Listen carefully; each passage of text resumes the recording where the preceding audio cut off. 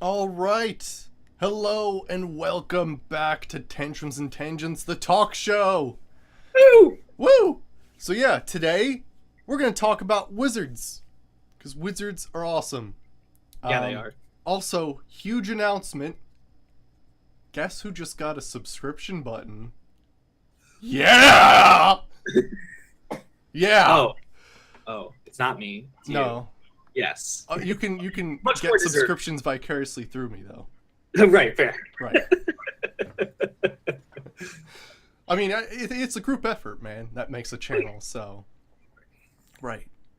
But anywho, so yeah, let's get on with talking about wizards. We sort of had a talk show about magic earlier, and we sort of dabbled in a few of these things. But you know what? I'm gonna start by asking the question, Saberwolf, what's your favorite like wizard stereotype? Wizard stereotype. Do you mean like stuff that like? Because I mean like wizard stereotype is like that wizards do magic, right? But like you're talking about like other stuff like wizard beards and pointy hats and shit, right? A culmination, I'd say. Like, what's your favorite kind of like when you see a wizard? What do you see? Okay, like I guess so. Like when I imagine a wizard, the thing I think of is like Gandalf from Lord of the Rings. It was like my first really true experience with what a wizard is supposed to be or has been. Right. Yeah, like that's so I tend to think of that as like the quintessential wizard, and yeah, I dig it. I like Sweet. I like Gandalf. I think No, wizards no. are cool. No, yeah. I mean, Gandalf like is like what makes wizards badass.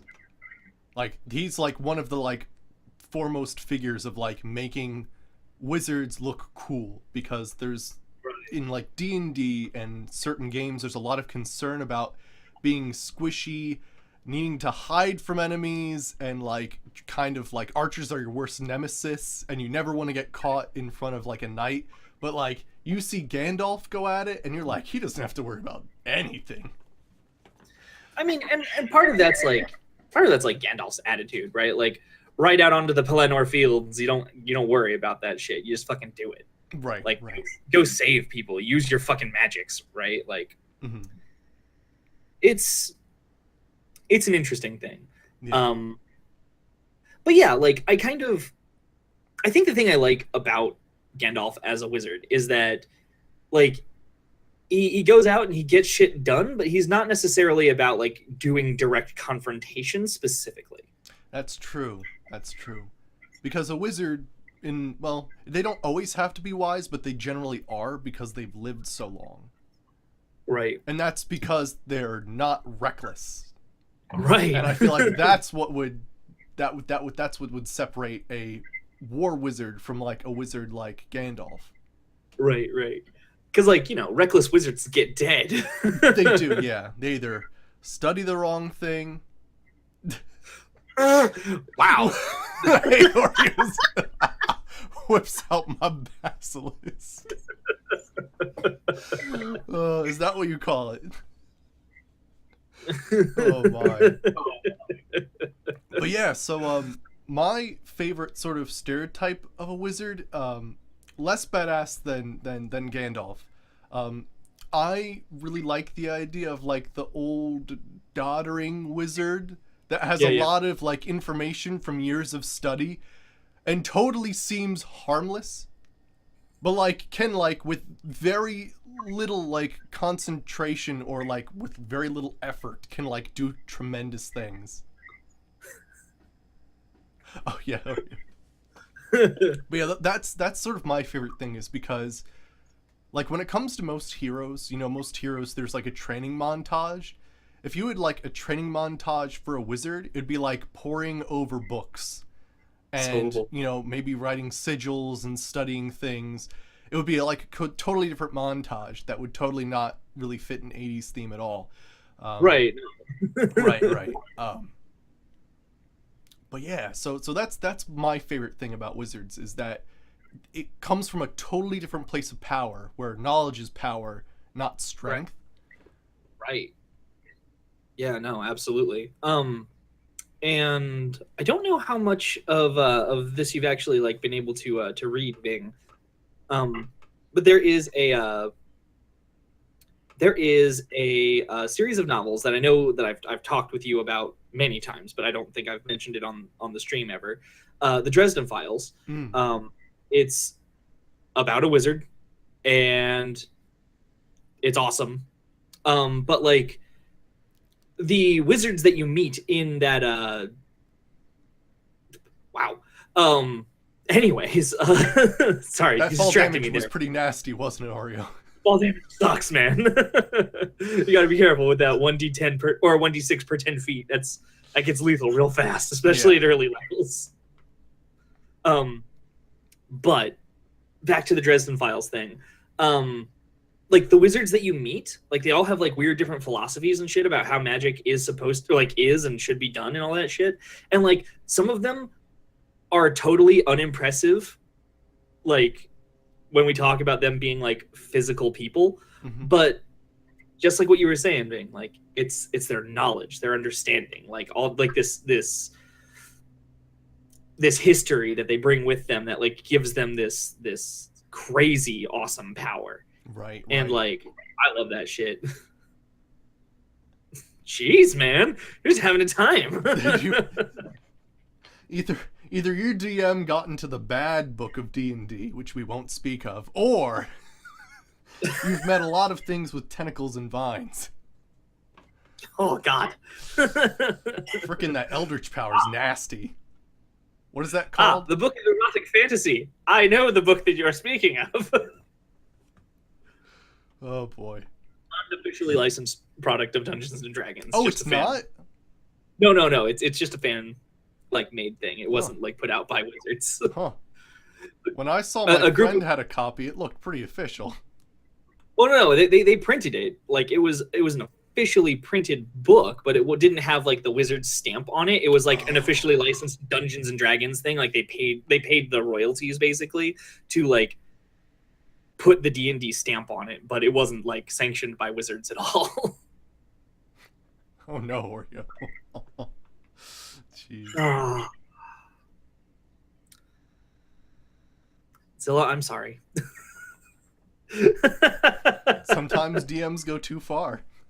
Yeah, that's accurate. I've And that's done why so. some role-playing games have extensive rules about like putting out the X card and like you need to stop this shit because I'm uncomfortable. Stop it. This isn't okay anymore. I don't like it. It's just bad. Oh man. Holy shit. Social rules, Bing. We call them social rules. Social rules Just to are help. okay. Yeah. Yeah, that's the worst, Zilla. When nobody's willing to help you. At some point, you gotta ask yourself: did they not help you because they just wanted to watch? Well, that's Like, worse. Let's see how that plays out because this is getting funky. I'm not gonna lie. There have been some times when when as a GM I do stuff like that. And like I'm just like, what's gonna happen here? I have no clue what's going to happen past this point. Oh my gosh. Forget it. But yeah, usually not like that. Usually not molestation by things. Nah, man. That's just not a thing. Anyways. So the real question here, Zilla, is did a wizard do it? Right. Did a wizard do it? Because that is a huge thing. Wizards did it. Wizards did it, yeah. If it's a well-known cop-out, but sometimes it can be very well done. Yeah. I've actually seen this on a Magic the Gathering card. I think it's called the Visidrix, and it's this horrible like 6/6 blue card that it's like a giant like mutated bipedal bunny, and it basically has like in its like flavor text of a wizard did it. I think it's called the Visidrix. Yeah, that sounds right. Let me like see if I can find that. But yeah, like that's like absolutely. yeah. Yeah, that's the one. 6/6 blue, terrible mutant bunny creature. Here, post it in chat. because Okay. I can't even believe I fucking remembered it. Oh, okay. No, no.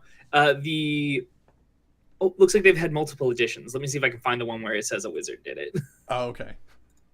It might be a little more complicated, but it basically describes a wizard doing it. But yeah, that's like a huge thing in games where, there's a thing with wizards in that sometimes they get in a little over their heads. And this is like a typical theme of like they come across some ancient knowledge, or maybe they studied a little bit too hard last night when they were trying to make a ritual and they wake up the next morning and everything's on fire, or like they've summoned something terrible. Yes. Yeah, the Visidrix. A bored wizard once created a Visidrix out of a bunny and a piranha. He never made that mistake again. Bet your ass he didn't. Yep. Oh no, I'm not going there. Never mind. But yeah, man, it's absolutely wild. For sure. Man, wizards. No, totally. They and Know some sometimes shit. I mean they can be evil too. Like we were talking about good Yeah. wizards before, but evil wizards make fantastic villains. And I think what's so cool is that because of that sort of like a wizard did it cop out, they could send almost anything at you, depending on how Yeah. powerful they are. Yeah, absolutely. Trying to think of. So there's a module in like old school Dungeons and Dragons. It's called White Plume Mountain, Mm-hmm. and inside is what's called a fun house dungeon, which is the most ridiculous thing. Oh gosh, that's terrifying, probably. They're hilarious. They're sort of like they're sort of weird. It's just kind of like when a GM is like, how do I fuck with people as much as possible? And then they just stop thinking past that point and just like go with the most ludicrous thing they can think of, right? Right. So like yeah, but the who's the guy? There was a wizard who hello cat.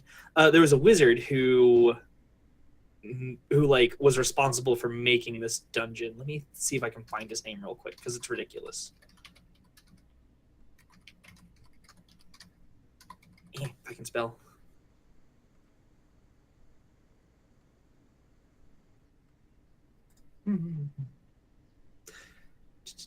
Yeah, I think last time when we were talking about magic, I think I expressed that I very much like long, like winded ritual spells. Yeah. And that's sort of like one thing I really enjoy about wizards is that they sort of get this plethora of knowledge, and like it's almost like they have Batman's money but in knowledge, which is to say near infinite, because basically all they have to do is find the right book somewhere and they could summon some sort of demigod from another realm. It just takes like the right ritual and ingredients and stuff like that. And I feel like that's what's really interesting about wizards is the things that hold them back is more research and maybe some material components, and that's about it. Right, for sure. No, and I always kind of like magic that like is supposed to take like a long time, like rituals and stuff. Mhm. I think thematically like they're super cool. I usually have trouble with it like in play Oh, probably because yeah. lots of players don't want to put in the or to like take the time that it takes in order to really do that kind of magic justice. True. Yeah. Plus, it kind of So, I gets mean, it gets put on the back burner if it's not like Yeah. a foremost important thing. And if you're with a party with like rogues and warriors and stuff like that, it's like, no, I gotta go back to my wizard's tower and check up on the ritual. And everybody's like, oh man, come on. Right. I mean, yeah, it's one of those things. I think it'd be different if you were playing with a group of like just wizards. It would be really interesting, but it'd also be maybe the most early game dangerous play, Right. because essentially you'd have to you'd have to play like some sort of like, oh gosh, no, Oreo. But yeah, like it would be nuts. Like, yeah, No! no, I'll never go back to that pumpkin patch again. Oh God, so But terrible. The worst time of year is autumn. writhing in the fields. No! Oh no, I'm sorry if this is bringing back flashbacks, Oreo. But yeah, so like it'd be Shouldn't have so brought it up. dangerous early game. You'd basically have to play like a really high initiative rolls on all your wizards and be able to all cast like some sort of fireball spell, or else it would just like a goblin would come up, stab you, and then you'd be like, oh no, and then like friggin' like you'd be trying to cast spells and like they'd be yeah. It's tough being a group of only wizards, but I feel like it would be a hilariously awesome adventure. One of Right. them would probably have to multi-class at some point. Probably. Now that's strictly if you're playing Dungeons and Dragons. There's like several other games that are out there that are like, hey, here's like how you play Wizards, the role playing game. There's what is it? There's Mage from White Wolf. Although I personally wouldn't suggest that game. There are plenty of people who think it's great. And there's a game called Ars Magica, which is like strictly about playing wizards in a wizarding society. So like, got like this whole crazy thing. What podcast? Oh, hey, Leo. So yeah, we're talking about wizards and how cool they are. So we talked about Gandalf. I talked about how I like the sort of old doddering wizards that effortlessly cast like crazy spells because all their power is based on knowledge. And now we're talking about sort of like D&D sort of wizards and how Yeah. it would be cool to have like a party of like 4 wizards or something like that, but it'd be really dangerous. It would definitely like again strictly in that system. Mm-hmm. But yeah, like there's a game that just came out. Okay. Let me back that truck up for a second. Game came out a long time ago called Dresden Files role playing game. That game is awesome. It is awesome. You can totally play all wizards. And also, the Dresden Files accelerated role playing game just dropped like 3 days ago or something like that. Oh, really? And yeah, like it's Cool. it's available in print now. Evilhat.com, anyone's interested. But those are like street smart wizards, which I think are the coolest part about it. Like it's Yeah. like modern day, like they still need like certain components and stuff like ancient wizards, but like they have to fit in. It's that sort of scary line between I know everything that like lurks in the dark, but I have to keep everybody else from knowing it. Right. And like one of the things that they get into in the novels that those games are based on is like that even wizards who are like very knowledgeable are still not all knowing. Right. Like they still have things to learn. And like those are the things that are like the most interesting in those books. Like the protagonist doesn't know what the fuck this is are great moments in that series.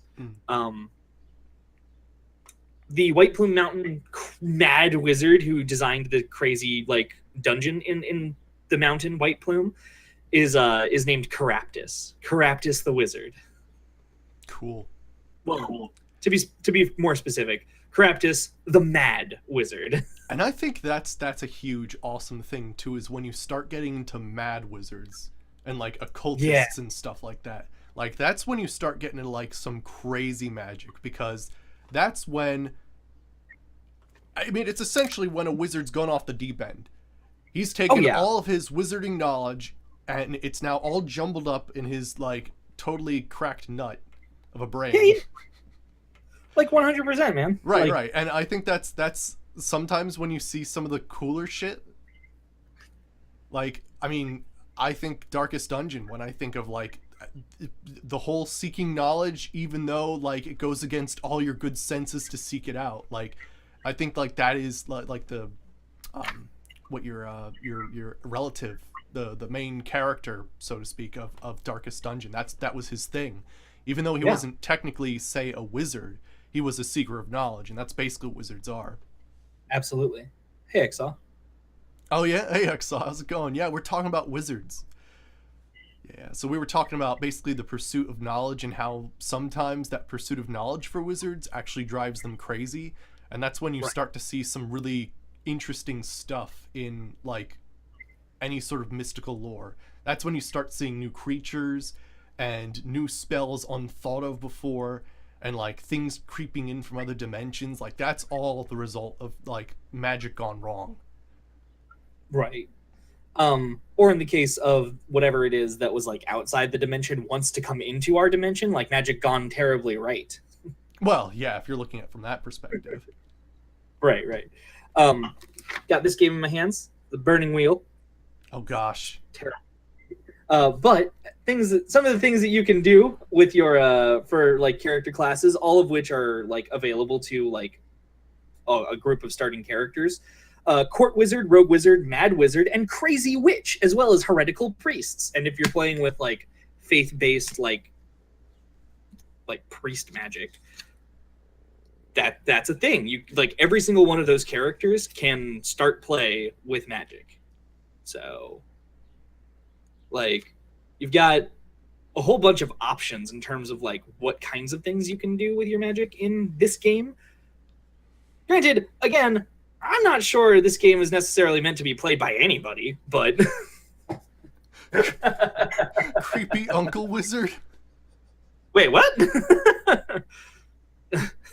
That's like you go into his house and all like the taxidermied things start looking at you and follow you down the hallway. Yeah, right. You're a creeper, uncle. Oh man. Oh man, no.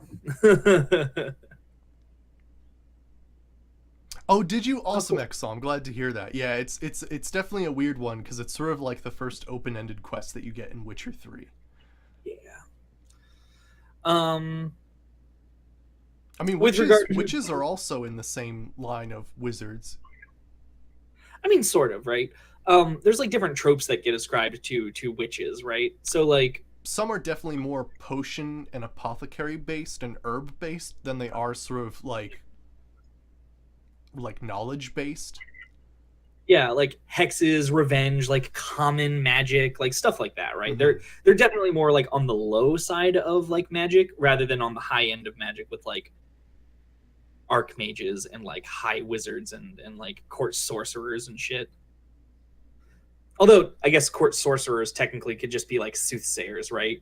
That they used to get that title. Mm. Um, but yeah, like there's definitely like a spectrum on which like people who do magic like fall in terms of like how low or how high like level magic they do. Right, because like I'd say a high level witch would be like occult driven and stuff like that. Like they would have some sort of lair with like a coven, and like Yeah, they'd have their like morning rituals of sacrifices and stuff like that, and those would be like high level witches, like right.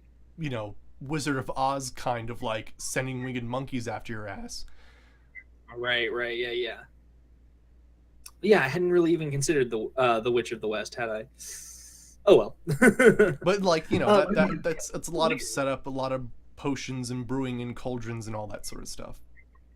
right, like Whereas- scrying, like spying on people, Yeah, all that shit. I think is Dean from Supernatural describes a lot of like really disgusting like bodily fluids and stuff like that. Oh, the supernatural witches are so gross. Yeah, they use bones of animals and organs and stuff like that. Like if you're a witch and want to be a high level witch, you got to have a good stomach for this stuff. Right, for sure. I mean, it kind of depends, Exaw. Like it depends on the potion, right? Like if it's like an elixir of immortality, who gives a shit if somebody else can like throw lightning or fire from their hands, right? That's true. Yeah, that's true. Because high power we're saying is like really subjective. Because yeah, you could either be immortal because hell, you got the ingredients for it. Probably not an easy quest, but if you got the No. resources to do it, then yeah. And then we're comparing that to a wizard that can shoot like giant meteors. Like, they're kind of hard to compare. They're both really badass. So it's better That's off a legit, badass scale. But yeah, for sure. Oreo. Um, That could totally be a thing too. A radiation type wizard. We haven't really seen any versions of that. But like basically taking like pockets from other realms and siphoning energy from that. I could definitely see that sort of multiversal sort of summoning. yeah, and like yeah, so like when you've like even just thinking about that for like a minute, it sort of depends on like what your fictional setting is like. Most of the time when we're saying things like wizards, people are thinking like old times, right? Like medieval or pseudo medieval time periods and things like that. Um, but like if you're thinking something more modern or something like retro, like from the 50s, like Fallout style, I mean, yeah, that'd be interesting. I'd like to see what sort of like a weird like like atomic like supernatural thing would be like. It's a little strange because you're kind of like double dipping into like from magic into science, but like I mean, it is fairly interesting because we have described. I forget the guy who quoted it, but like far off technology in the future might as well be magic to people in the past. right, yeah. Sufficiently advanced technology appears as magic. Right. Let me see if I can. But yeah, like that would be really interesting to actually like see an adventure or some sort of setting where a wizard really isn't a wizard but a time traveler. But like everybody misconstrues what it is because they can't understand. Like the dude has an iPad, and like they're like, great lights shine from this tablet. Yeah. He can search all knowledge from it. Arthur C. Clarke. Yeah. Any sufficiently advanced technology is indistinguishable from magic, and yeah, that's not wrong. A woman whispered in Like, his ear called Siri. She answers all his questions. he had a fairy. It's in this tiny box, this tiny small thing. He must have imprisoned her in it. Right, and I think that's where like some cool stuff can come from when you start mixing stuff like magic and far off future technology, is because at some point there really isn't the difference. It's just that as the audience being in the future, so to speak, we recognize these items and the technology. Yeah. Marvel's kind of doing this with the with like Thor in like those movies. Like they like even in the first one, like in the first Thor movie, I don't remember how long ago. Natalie Portman's character like asks like what like you can't like say it's magic because that doesn't like that's not real. Like it has to be based on science, and Thor like looks at her and says, well, where I come from they're the same. Right. So like it's like that's one of those things. But like if we're talking about like a wizard with like a science motif, that's a little weird. Like most wizards don't go in for that.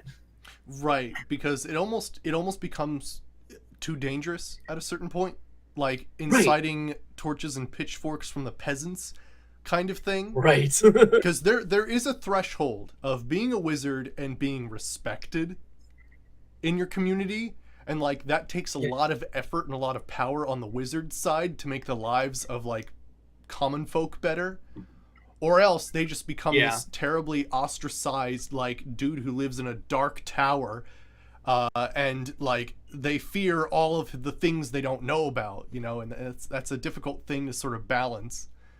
A lot of wizards definitely get misunderstood because of their power. Right, that sounds accurate. Yeah. Exox actually asked another interesting question about like changing the size of things. Right. And enlarge and reduce are spells that are definitely in like Dungeons and Dragons, and like they'll allow you to like make things big and make things small.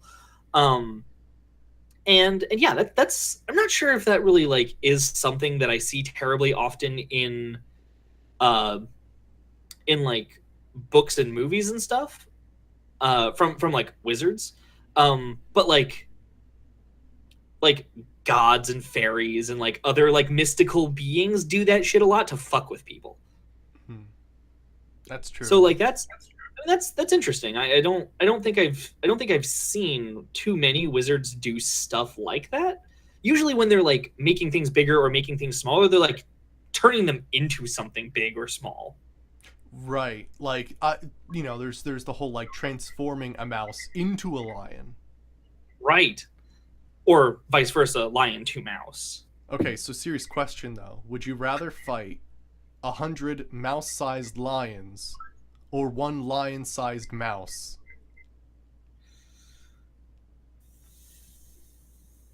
Just me personally, not like taking like role playing game like stuff Right, into right. consideration. Okay. I personally would rather fight. Oh God, that's a really hard question. See, usually the normal thing is like a horse-sized duck, or like a Yeah. 100 duck-sized horses, but like they're not normally that vicious. No, not really. Shit, I don't know. Uh, I'm going with one lion-sized mouse. Okay. I'm going with just one adversary. That way, I don't have to like try and figure out how to deal with the horde. Just deal with one thing. Right, right. Simplify my adversary a little bit. At first, I was gonna say the mouse-sized lions, but then you can imagine quickly being overtaken by 100 mouse-sized lions. But gosh, if it is like some, yeah, just freaking hey.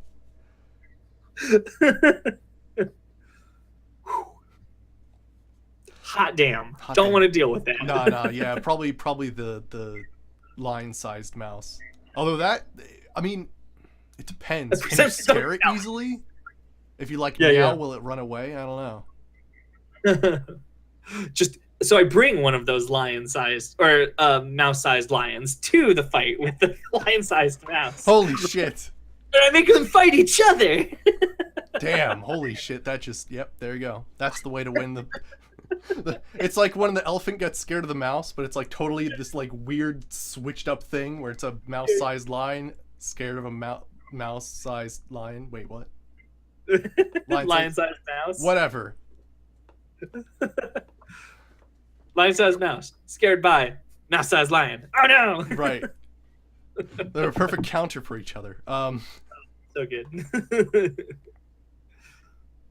Oh yeah, holy crap, Exaw. Totally, yeah. Putting a pocket-sized line and then like throwing it out and then like enlarging it. Right. Actually, one of my favorite parts in the Ant-Man movie was when they enlarged Thomas the Tank Engine. Because it's a freaking toy. But like da da da da da boom, and it like freaking like goes through walls and shit. Like it doesn't matter what you have at some point, like just quickly changing the size of something can like really change the tide of battle. That's fair. That's 100% fair.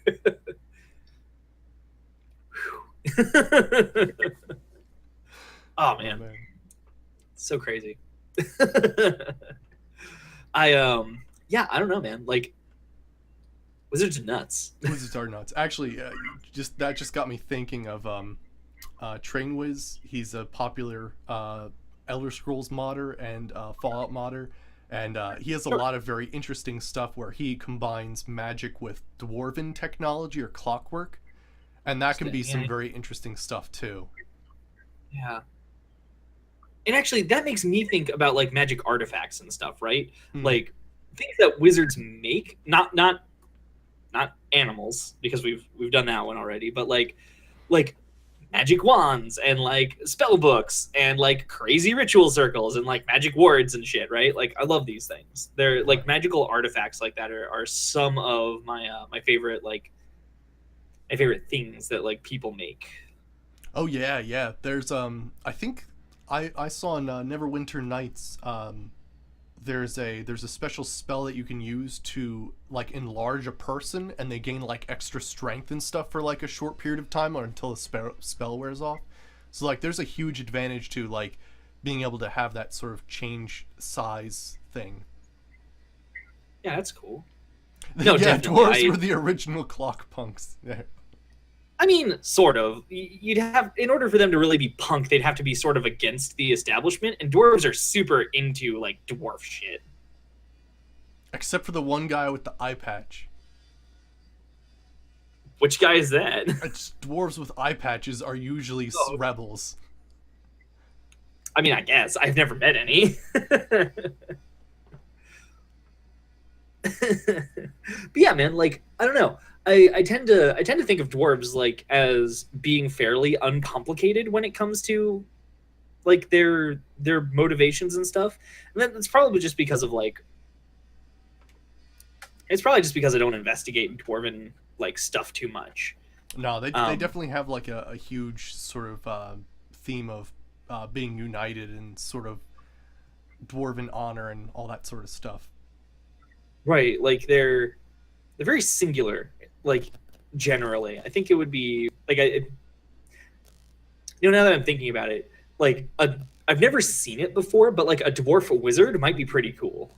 It would actually be pretty cool. I mean, it totally can be done in certain games, but normally you see dwarves Right. and other like sort of classes like knights and whatnot. Right, no, for sure. Right, and dwarves Like, are always made to be blacksmiths. Right, exactly. Like those are some yeah. typical tropes of dwarves.